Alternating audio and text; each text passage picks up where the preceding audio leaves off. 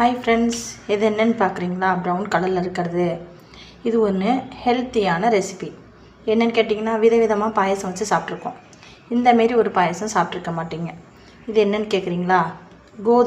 கோதுமையில் சேமியா செய்கிறோம். கொஞ்சம் ஹெல்த்தியாக செஞ்சுட்டு போயிடுவோமே. இப்போ கோதுமை சேமியாவில் நாட்டு சக்கரை போட்டு ஹெல்த்தியான ஒரு பாயாசம் வச்சுருக்கேன்.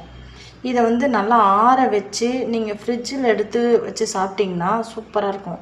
இதோட ஒரு சாக்லேட்டு, அப்புறம் சாக்லேட்னா என்ன, 5 ஸ்டாரு, கோகோ இந்தமாரி இது மாதிரி கலக்கிட்டு, அப்புறம் கொஞ்சம் பால் ஊற்றி இது கூட ஃப்ரிட்ஜில் ஸ்டாக் பண்ணி சாப்பிடுங்க. சூப்பராக இருக்கும் கூலிங்காக சாப்பிட்டிங்கன்னா. அப்புறம் என்ன சொல்கிறேன்னா, இதெல்லாம் ஆற வச்சு லைட்டான சூடில் பதமாக சாப்பிடுங்க.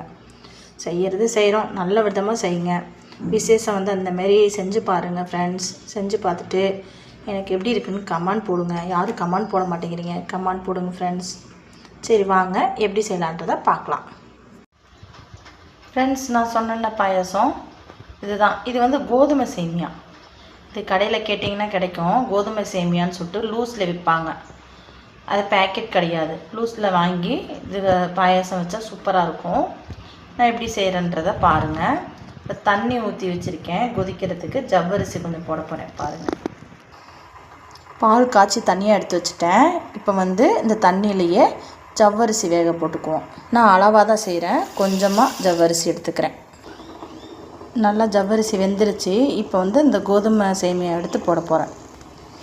கிண்டிக்குவோம் நல்லா. என்ன சேமியா செஞ்சாலும் 2 கல் உப்பு போடணும். 2 ஏலக்காய். இப்போ நாட்டு சக்கரை போட்டுக்குவோம் தேவையான அளவு. என்னடா என்னவோ பண்ணிகிட்டே இருக்கிறான்ட்டு தானே பார்க்குறீங்க. செஞ்சவொன்னா பாருங்கள் எப்படி இருக்குதுன்னு. ஒரு ஹெல்த்தியான ரெசிபி. வறுத்த முந்திரி திராட்சை.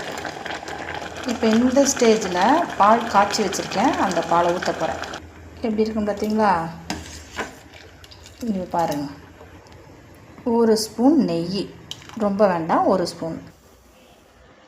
ரெடி ஆகிடுச்சு. பாருங்கள் ஃப்ரெண்ட்ஸ் எப்படி இருக்குதுன்ட்டு. செஞ்சு பாருங்கள். பார்த்துட்டு இந்த வீடியோ பிடிச்சிருந்துச்சுன்னா லைக் பண்ணுங்கள், சப்ஸ்கிரைபர் பண்ணுங்கள். என்னோடய வீடியோவுக்கு உங்களோட சப்போர்ட் ரொம்ப முக்கியம். ஃபாலோ பண்ணுங்கள் ஃப்ரெண்ட்ஸ். Bye friends.